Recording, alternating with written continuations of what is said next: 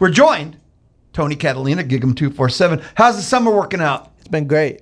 Been enjoying it. It's like we were just talking about off air, a little different than what I'm used to at home. You mean the 190 degrees? Yeah. I mean, humidity 2,000%. So shout out to Max Crawford, the local weatherman, like a friend of mine, and to see him talk about the heat index with a little bit of like worry, that got me worried because for people in Texas to be worried about how hot it is, like that's alarming. But no, I mean I was looking at the weather back home and I think it's like 75, 80 degrees. I think I told my brother in the ride in, I'm like, I haven't felt that since like February. So a little different, but I'm adjusting. But I do love the summer, full stop. When the weatherman goes, oh, God, grab your kids and pray, something's going down, right? Yeah. He said, let's maybe stay indoors, find some indoor activities when it's hot. Like, it's just, and it's funny because we got the Dave Campbell's like 7-on-7 tournament this weekend, and it's going to be living up to the billing because everything I've ever heard about that, I went last year, is super hot. And every time they say it, it's just extremely hot out there. So no different this time around. Okay, what I'm about to say might shock and surprise you. I used to go out to those. Yeah. And I stopped because it was too hot. I know others go through it like you did, yeah, and other people do. I just couldn't do it. It was too hot. I'm like, this was fun. And, there's a social element to it, catching up with other media, meeting new people, making contacts. And then, of course, seeing these future player kind of thing. Exactly. It was too hot, man. I just couldn't do it after a while.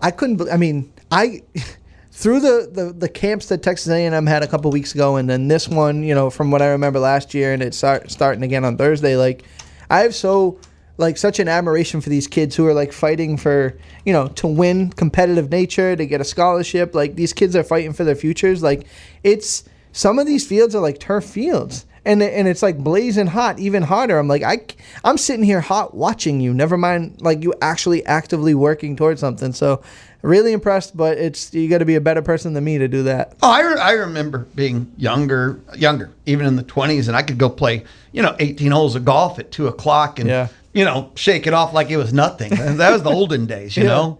So I'll see. It's funny. I'll drive by the course in College Station, and I'll see it packed more in like December than I will in like July. I'm like, oh, it's backwards because where I'm from, it's a mad dash. You got to play golf in like a 3-4 month window. You got like Memorial Day until like into October. After that, it's like shut it down. Here, it's almost like survive the summer and then you can play golf the rest of the year. Hey, you were at the Bucky McMillan Media Day yesterday. I was. A State of the Union address. Yes. Something I love with a passion is like if you ask him a question, probably going to get an answer. Yes. He was asked injury info, and we actually got back in July. He will be back now. And most coaches are like, well, when he's back, he's back. Yeah. We'll see when he's back. I don't talk about that. That's the norm. Mm-hmm. That is the norm. But Bucky's like, he's already back. He'll be back in a month. I mean, got answers. Yeah. I love hearing Bucky. Bucky's the man. I'll say that as somebody Bucky's the man. He really is. Like, it's so refreshing because, like you said, the deal is almost like a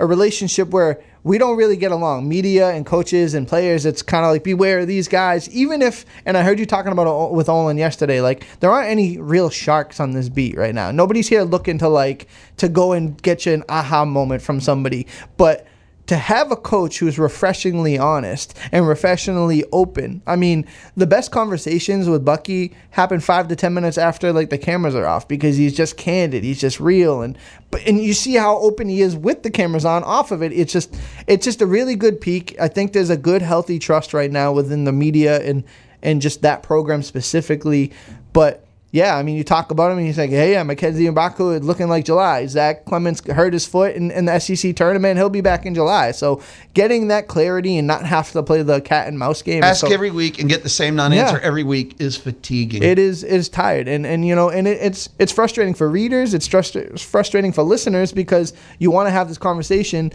and you want to talk about it and you have to ask, right? And eventually coaches get upset when you keep asking the same question. It's like, yeah, but this is my job, right? I have to know. Until there's an answer, I got to ask. Right. Like, how do we not ask the question? So it's very easy to get out in front of it. I think that Bucky, I don't know if it's like a younger coach thing or if it's somebody who just like came from a smaller market. Like there's some type of understanding where like I can be friendly with these people and it can be mutually beneficial. Can it be a confidence thing? It could be.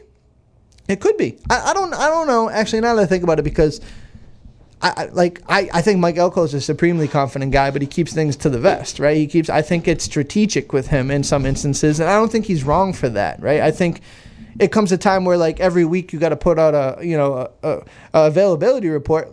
What would be the gain in telling you on a Monday? Well, that's the whole thing. I think with those rules in place in season, I almost want to say asking, I don't know how to put it. Long-term injuries need to be asked, but short-term injuries already have the answer built in. Sure. See? In season. Right. I think the problem is you gotta get that one off, right? You gotta guess that first initial one. How's blank doing? Oh, we don't think it's a long-term thing, and then we know. If I was a coach, in my opening preamble, I would give the injury report at the end so no one would have to ask me. And I would control the narrative. Yeah. There's been brief and sporadic moments where something like that would happen, like, hey, let me get out in front of this, but it's few and far between, right? I think but that's what I would do if I'm a coach. That way, if you ask me now, I could turn to you and go, didn't I answer that? Yeah, fair. And I controlled the whole story from there. There's no reason to even ask, right? Like if you're clear and you give out exactly what you want to give, and we understand it's a game, right? It's gamesmanship. Some coaches have said before, I don't talk about injuries because now I'm telling my opponent what to target. Sure. I actually buy that story. Sure.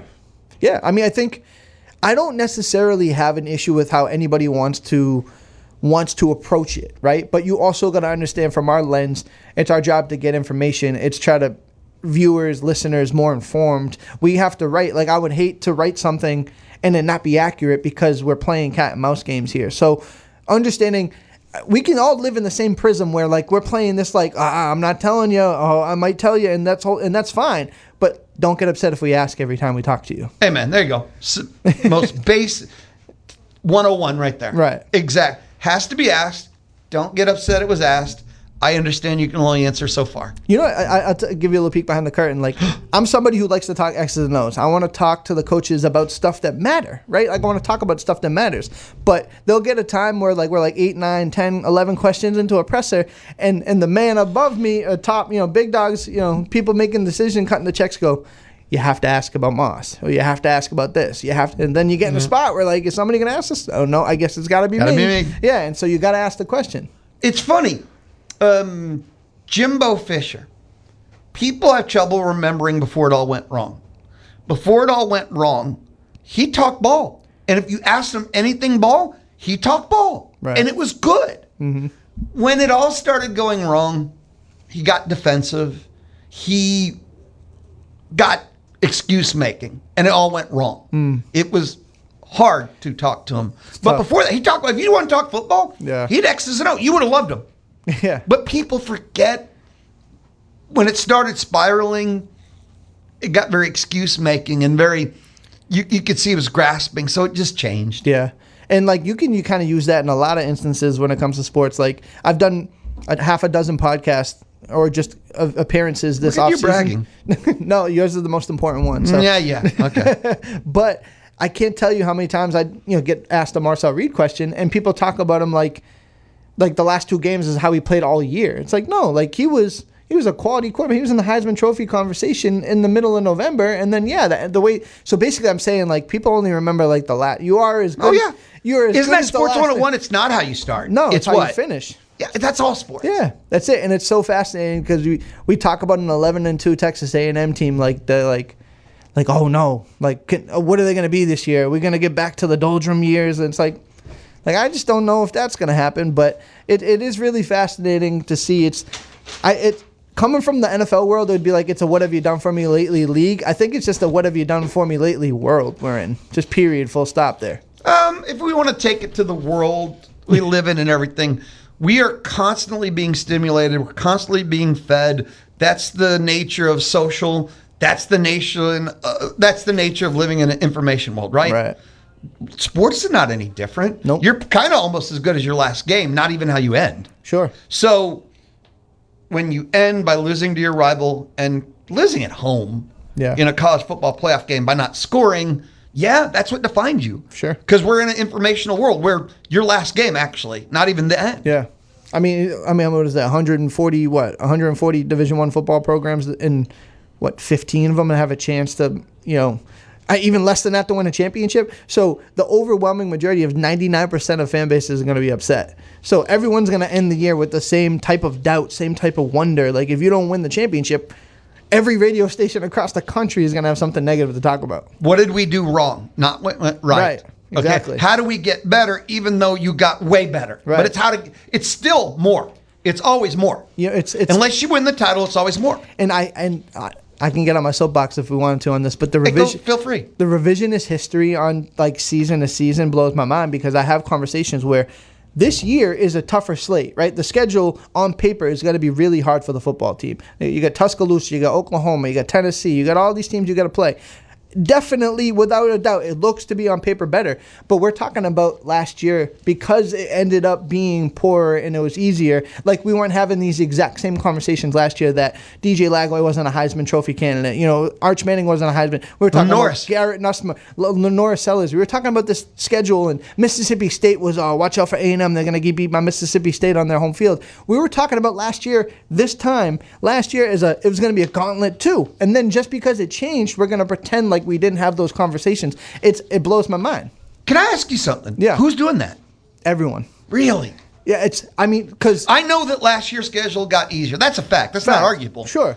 But who's acting like we didn't have those conversations? Because absolutely, that was the off-season conversation. And it was a death schedule. And it ties That's a into, but it was a true conversation. Though. Yeah, it ties into what have you done for me lately? Because now what people see is the DJ Lagway who got ran out of Gainesville and he's back in Waco. We're talking about Garrett Nussmeyer who didn't pan out. We're talking about Arch who didn't have the best year. He did look better at the end of the year, but we're talking about a schedule that this time last year, people are like, I don't know if Marcel Reed and this offense can make it work. I don't know if we're going to be able to take through this gauntlet. And then be like, oh, no, they only played one team with a winning record or only team. It's like, yeah, that all ended up being true, but that's not the conversation we were having a year ago. There is nothing wrong. And look, on the Louisville Leader Show, presented by CC Electric, data points change things. Right. We spend, I say 6 months, that's a lot. We spent 8.5 months with no data points. Right. So you take the data you have, okay, then you get some portal, new data points, and you update as you go along. Once the games start, one game of info almost, unless you're playing Citadel, trumps 8 months of no data points. Right. So things change and fast in season. One injury, one game does give you data points that trump 8 months of talking. Sure. So 8 months off season of schedule analysis, things change quick. And to then have that conversation altered, why deny what happened before? Right. I totally agree. Like once we're in the action, last season was what it was because that's how it bore out, right? It wasn't as hard as we thought it was. But that doesn't erase the fact that this conversation was being had last year where we were talking about Heisman Trophy hopefuls. Can they win on the road? Is Marcel Reed a good enough passing quarterback? Is this offense good? What about this KC Conception kid? Is he going to be real? Like all these conversations were really happening. I think I get it. If you admit the schedule was easy,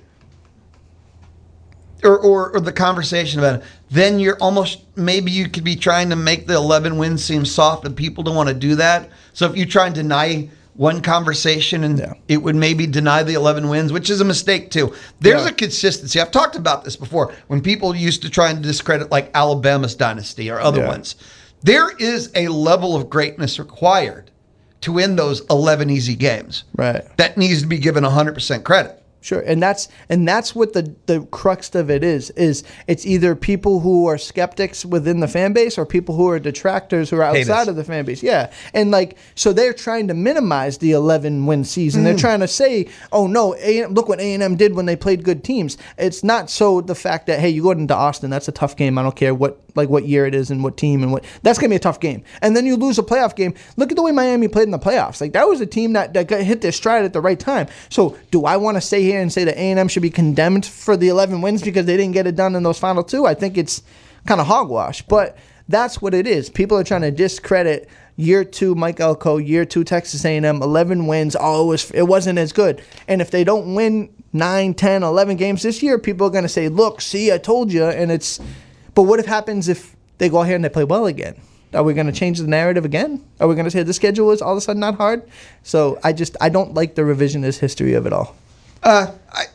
I'm with you on this. It's funny that now you ventured into a whole different conversation, which is what do the number of wins this year equal? Right. Okay? Because I think they have to win 10, period. Now, 9 plus 1 is 10. Sure. 10 equals college football playoff plus whatever. I think they have to win 10. So with all the momentum and every other signpost of what that recruiting, everything, they have to win 10. So I feel a little differently in the sense that I'm not hung up on the win number, the win total, and it might bear out that that's the benchmark. I just think you have to get back to the playoffs. I don't care if you can squeak in a 9-3, right? If you're 10-2 and you're in, I 100% will agree with that statement. Yeah. If 9 wins get you in, right. I don't know how you look at the year as a failure. I'm 100% with you. Right. I don't think there's never been a 9-win team in. No, but with a 9-game slate in the SEC, it's going to be an interesting year. If 9 gets you in, I will have no arguments with that. How's that? Right. If A&M can be the exception, if they're one a of the team 12. that every committee the NCAA has ever formed has hated, Texas A&M. Fair. If 9 gets you in, you're right. Right, and like I said, to your original point, 10 may be the minimum, right? 10 is probably, you're talking about you want to be safe, go win 10 games in the SEC, and that may be the floor. But if you find a way, I don't care how you, by hook or by crook, you get in the college football playoff, I'm good with it. 9-win Bama couldn't get in. Yeah. 10-win Vandy couldn't. And I know you're saying a committee that based on their seeding once it comes out does not value SEC wins. Which is crazy. Right? If 9 gets in, 100%. No doubt. Look, that's it. All that matters is getting in the college. If 5 wins get you, it don't matter the number of wins. Getting into the college football playoff is all that matters. If you're a perennial CFP team, I don't know how you could ever look at and thumb your nose at that. We'll take a timeout. We'll come back. It is the Louis Bellina Show, presented by CC Electric. Residential, commercial, industrial services. Oh, that's what they do at CC Electric. It's the Louis Bellina Show, Wednesday on The Zone. Unsportsmanlike. Listen in weekday mornings from 5 to 8 on The Zone, 1150 AM and 93.7 FM. The Louis Bellina Show. A text message must be shared. It's from the Texas Mobile and Lube Express inbox. Texas Mobile and Lube Express, where they say be good to your car and your car will be good to you. How does one be good to their car? You take it to Texas Mobile and Lube Express. It's from Ross. He says, Tony Catalina is a fine American, and he's got a name that works in both Texas and New York. Yeah, Catalinas are known in Bryan College Station. I've heard. I've actually. Oh, so you know. I've heard. I heard that I would have a lot of familiar name there, but no relation. But I do appreciate that.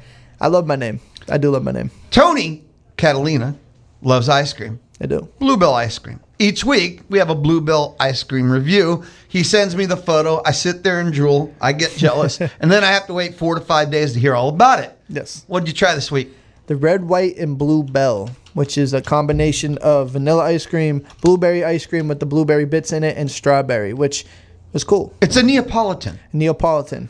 We got to try it at the radio station. You know, we try some Bluebell here, everyone. And it's kind of funny. I'll keep my door open here to the Charles Schwab studio, so I get to hear everyone in the hall talking about it. So I have a lot of mini reviews, like, oh my God, or, ooh, wow, what happened? Taste buds vary, right? Very. Yours, and here's the thing. Have you noticed now, because you've done 11?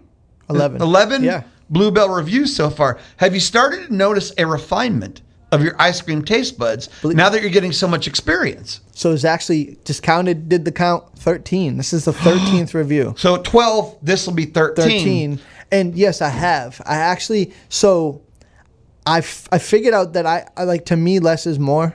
I realized that I like the simplicity of maybe like an ice cream, a little chocolate swirl in it. You know, maybe it's got some type of component that combines the two flavors, but I don't need extravagant. I don't need like 3 different type of nuts in it with like 2 different types of like a Jimmy or something. So less is more. Make it work all together. And to me, that's the only knock I have on this red, white, and bluebell ice cream is if you gave me blueberry, I would love it on its own. Vanilla, obviously classic. Strawberry with the strawberry chunks, it was great. Together, it was refreshing, but I didn't love it as one cohesive unit, if that makes sense. And I understand that's Neapolitan. The 3 came together to make another flavor. Right. Because you like all 3 flavors a individually, lot. yes. But coming together, it wasn't each flavor. Yeah, and so like I found myself going into it saying I'm going to like the strawberry more because I think I lean towards strawberries more. but the blueberry flavor actually ended up being my favorite. And the little blueberry chunks in it was really good. Vanilla was a nice, almost like a palate cleanser. But at the same time, when it all came together, I'm like, I don't know if I need 3 of these together. I like it because of the symmetry of the red, white, and blue, and it makes a lot of sense, especially this time of year. Looks cool. It looks great. I mean, packaging-wise, they nailed it. Absolutely a very appealing. Summer ice cream, red, Perfect. white, and blue. It's 4th of July. You're going to be barbecuing, grilling out. You're going to have a little tub of this ice cream. I think it's perfect. But to me, it didn't crack one of my top 5. It didn't crack my top, like, the highest one. I gave it a 4.0 even, which, again, is would eat again, would have again, but wouldn't go out of my way for it. I'm interested to see what the office thought of it, because you said there was some difference of opinion. Where was the stance here in the studio? Generally, here at Brian Broadcasting, in general, we're Bluebell junkies. That's Sure. why getting you hooked on it was a good idea for me. And for the most part, people love it, because if there was a flavor you didn't like as much, like for you, it was the combining of. Yeah. People would just put it on the side of the bowl and then fall in love with the other 2 or 1, Yeah, right? yeah. So they didn't have the same thing. Sure. You know what I'm saying? But people loved it. Well, People absolutely loved it. It's probably here. funny to see some scoops deeper than the other. And then someone next to him would take the spoon and eat the Yeah. flavor. I mean, we share here, okay? Yeah. We've been around a long time together, so it wasn't a problem. What was your final score? 4.0. Oh, It's solid. That's not bad. No, not at all. I Not thought at you all. might go with the mid. Tony's scale is 1 to 5. 1 to 5. So if you get a 3, I mean, it's a C. That's fine. Yeah. A 4 is a B. That's really good. Yeah, like I said, So you enjoyed it. 4 is would do it again, wouldn't go out of my way for it. 4 is wood. 4 is would, but not go out of my way. Anything 4.5 and higher, like I'm seeking it out. Like if I see it, I'm probably gonna grab it. If at this point though, I've become an ice cream connoisseur. I feel like it's been 3 months that we've done this, so it's pretty impressive. You are. Dude, you are. At this point, like I need like a plaque, a diploma with like ice You cream. got to send me your scores. I will. We're gonna put it together. Yeah, I want to put together this list I can share with people, through our socials and stuff, because this is just awesome. Yeah. So red, white, And Bluebell. and Bluebell. 4.0. 4.0, the latest Bluebell review. Yeah. I have a text message from Ray. Let's hear it. Who says, another good day in Louis Land. You don't want to live in Louis Land. It's too weird. Great guest, Tony, Chip. Great music. Thanks for the great content. Oh, wow. Looking forward to Fridays in July. Yes, I'm excited. Yeah, I'm really pumped up too. I'm working on it right now. I won't say anything because I don't want to squander it, but I am. Squander. I don't even think I even told you this yet, but I'm working on hopefully getting some basketball players, maybe some football players on the Really? show, trying to get some people in, whether in studio or on the hotline. Like the groundwork is being laid. I'm taking this month very seriously. For those that don't know, because we announced it last week, Tony Catalina, Gig'Em 247. Yeah. Tony Catalina will be hosting Fridays, July, Louis Bellina show. Not July 3rd. Nobody's going to be here July 3rd. I'm just telling you right now, I'm giving everybody a heads up. Fridays in July 3rd is a Brian Broadcasting holiday. We believe in America and puppies and kittens and pizza and beer and cheese. But we believe in America. So July 3rd, ain't nobody going to be here. I think the Louis Bellina show is going to be a week that was presentation. I wish I knew, but I have not sat down to think about it yet. So sometimes we do week it was, sometimes we do ESPN radio, but July 3rd, Now, there's 4 more Fridays in July. Tony Catalina will hang out with you Fridays. I was like, are you sure? He said, yes. I said, are you sure? He said, yes. I said, are you sure? And he said, don't ask me again. So Tony will take over Friday. Caleb has been hanging out, Aggie baseball to the gills. He loves it. He had Travis Chestnut hanging out with him last Friday. Really? Yeah. He loves Aggie baseball. But Tony Catalina, Fridays in July. Yes, and like I said, I'm working on guests. I'm working on some friends of the area, friends of the beat. I think it's going to be some good content, and let me kind of opine and take over on Fridays a little bit. See Have how fun. it goes. That's all I ever tell anyone. Have fun. You're have not fun. doing the Louis Bellina show. You're just hanging out on the Louis Bellina show. Have fun, man. That's it. I can't wait. There was something. I wish we had more time left. But CBS Sports did 6 college football programs set up to dominate the back half of the 2020s because 6, 7, 8, we have the back half. Okay. Yeah. Simple. All they did is name the people already dominating. It wasn't very inspired. It wasn't very original. They had, just so you'll know, it was Ohio State. Okay. Georgia. Okay. And then from there, Notre Dame, which, okay, I don't know if they dominated the first half, but I accept them as an up-and-comer. They have a schedule that's pretty hard to lose on. Right. So Notre Dame, that's 3. Texas, which, if you think about Texas in the first half, they already have 2 college football playoff appearances. They had, they've been in the SEC championship twice. So you can't use the word dominate. I like that as an up-and-comer, though. Sure, yeah. So there. And then Oregon and Indiana. Fair. 6. Indiana's up. I mean, they kicked down the door. So, I mean, it'll be interesting to see. Are they a one-off, or is Kurt Cignetti like the real deal and going to create another dynasty in a place that we didn't expect? They have their own billionaire. All you got to say. That like means that's all they're not you going to need. fade to Bolivia.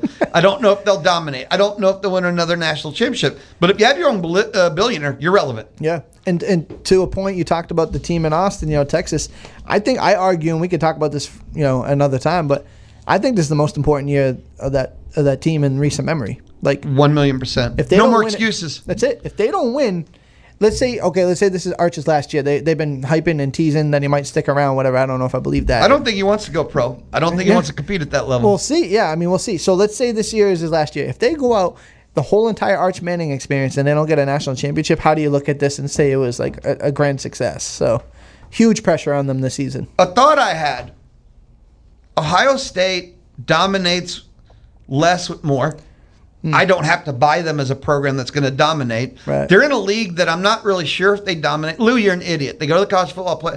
I know what they do. I look at Georgia the same way. Georgia's been in the SEC title games, and they win. And have they been a factor in the college football playoff while already dominating the first half? Yeah.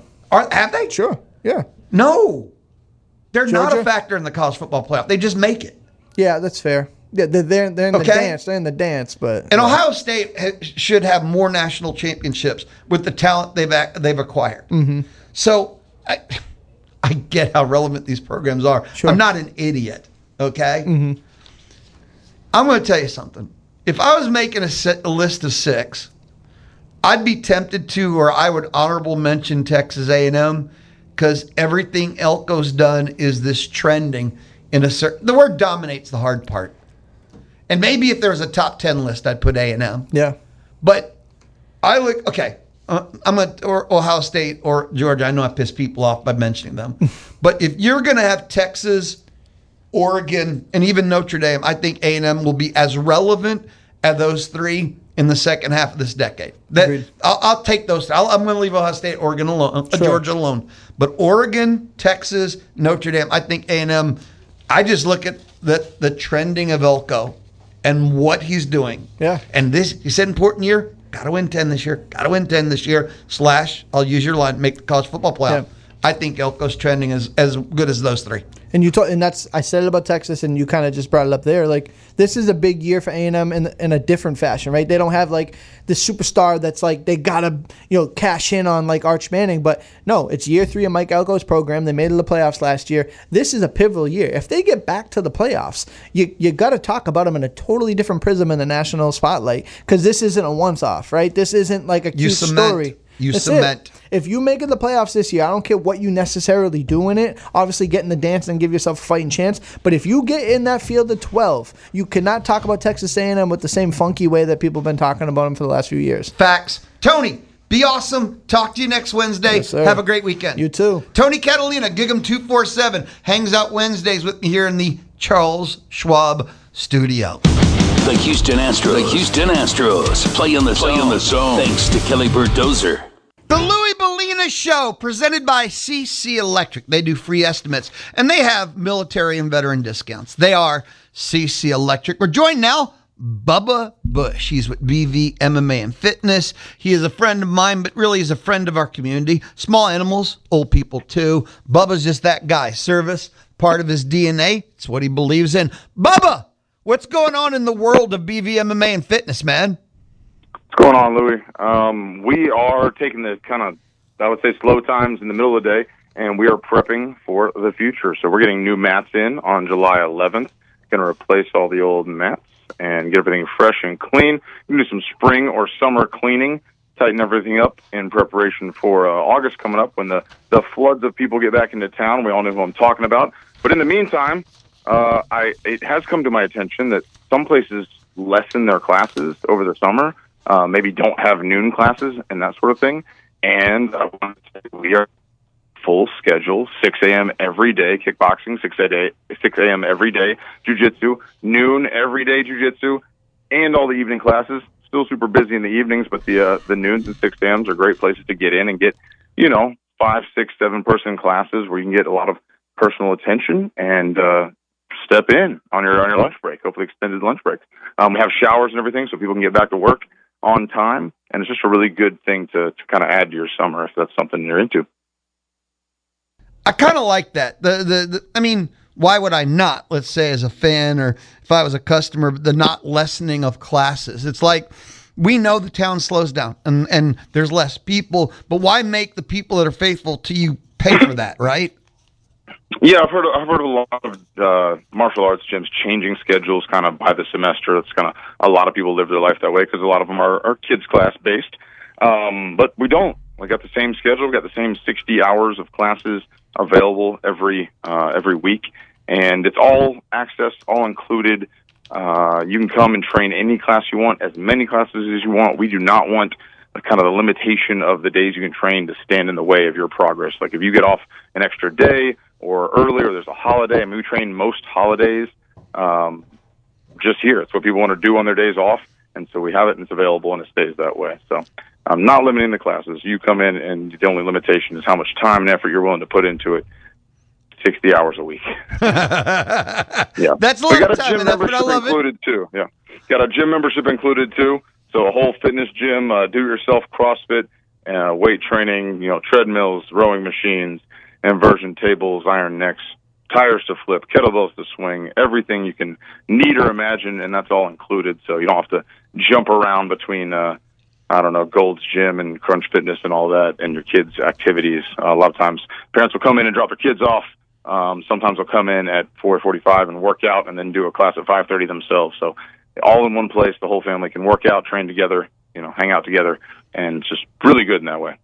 So you mentioned kids, and I know upcoming, and I think it's so freaking awesome what you do, man, but you have the upcoming, summer camps for kids at BVMMA and Fitness. Yeah, we have great camps for kids, members and non-members. Got a lot of non-members coming in on the next one as well. And it's July 13th. You're welcome to come in. $200 for the whole week, 8 hours a day, early drop-offs, pick them up early in the afternoon. And we're going to play a lot of different games with them. Obviously, we're doing kickball, and we're doing dodgeball, and we're playing a lot of, basketball, soccer type games. But we also have things like remote control race car races, Nerf wars, scenarios. We do martial arts and crafts. We do have a water balloon fight and a water balloon day and water gun wars. So keeps it interesting, keeps it diverse every day. The only movie time they're getting is during lunch. We'll put on 45 minutes of a movie. Everything else is non-screen time. So they're interacting with each other. They're interacting with the coaches. They're playing games. They're doing physical activities. They're painting. They're creating. They're doing fun, productive things. So try to keep them off the iPads all summer long. July 13th, we have that week. And then we have a competition camp on July 27th as well. And that one, they will learn some martial arts, BJJ, Brazilian Jiu-Jitsu, and some kickboxing, non-contact, just punching mitts, punching bags, punching the air. They will learn that in the regular kids camp. But we also have an advanced kids camp if they want to do competition training for someone who wrestles maybe or has been interested in wrestling, for anyone who's done jiu-jitsu before, for anyone who's done taekwondo or karate or martial arts and wants to mix it up in a fun and athletic way. That'll be the 27th of July for the more advanced camp. Holy cow. I didn't know you were allowed to keep kids off the screen. I just didn't know in the world we lived in that could happen. Seems really productive for mental health. I keep reading these studies for my kids, and it seems really, really helpful. It just doesn't happen, though. But, okay, so July 13th, week-long camp, 8 hours long. They drop it off, $200. The value's insane. And, again, one of the things you always said, and you bring them back tired. You handle that part for them too. We give them back to you tired, absolutely. So they sleep really well and happy to come back the next day. So, yeah. Oh, that's outstanding. That's upcoming July 13th. Plenty of time, but don't miss out. Don't the whole wait and then it's too late to them. Shoot us an email. You can go on BVMMA.com. There's all kinds of buttons up there. You can look at events, see the kids camps, and go to the kids page, check out what we do and what we train, and Anywhere that it says, I can make contact or ask us a question, you can send us a note, say, hey, I'd like to sign up for the camp. So, yeah, your BVMMA.com. website, man. You've got this action video stuff playing in the background. You're high-fiving kids. I mean, your website's action-packed, man. Tons of movement. Dude, Louis, I had a peak moment in martial arts coaching this last weekend. We went up to ADCC, which is one of the biggest grappling tournaments in the world. It's the biggest no-gi tournament affiliation. And we're up in Fort Worth doing a tournament, and had one of my kids got to the finals, and he's 9 years old. I was there when he was born, but wow. It's just been coming in. I've known him for a long time, but mostly as his coach. And he's training. He's in the finals, and he's just tied with this kid. They go into overtime, and he's in adversity after adversity. Like, gets in a triangle, gets out of it, gets an arm bar. The ref's about to stop it. He pulls his arm out, starts to go to pass guard. It's just them, they're wrestling around. He jumps into an arm bar, pulls it in, finishes it, gets the tap. And I'm so excited. I jump up, and he sees me jump up, and he runs over and leaps into my arms. And it was the coolest moment. Like, this just, I did it. It was a very, it was a very, I don't want to say, but peak moment. Just that kind of emotion out of him. And like, I talked to him afterwards, like, look at all the adversity you were in. How close, he said, I was close to tapping. It's like, I know, and he's been to the pinnacle of almost failing, and then came all the way back to victory, standing on the top of the podium, the gold medal around his neck. And I was like, the rest of your life, like, no matter how bad it gets, there's a way out. Like, don't give up. You can get there. He's seen it now in his life, and like, that's going to go with him for the rest of his life. So that just made my whole weekend. Oh, that is the thing. I understand. And you said it, the rest of his life. That's not about, Yep. I mean, it is. It's not about mixed martial arts. It's not about that tournament. It's about him as a human. Yep. And, we had some other people win, but that moment he just ran over and like left, and like, it was so cool. And there's something in there. Yeah, we talked in the past about this, right? You take your kid, you get them MMA training, and it's more than just learning to punch and kick. It's the development of them as humans, the ability to get the confidence that comes with it, the ability to defend themselves. The whole thing about adversity, where we live in a world where many parents are shielding their kids from the world, and then they go out into it and they're not prepared. I mean, there's so much involved with this.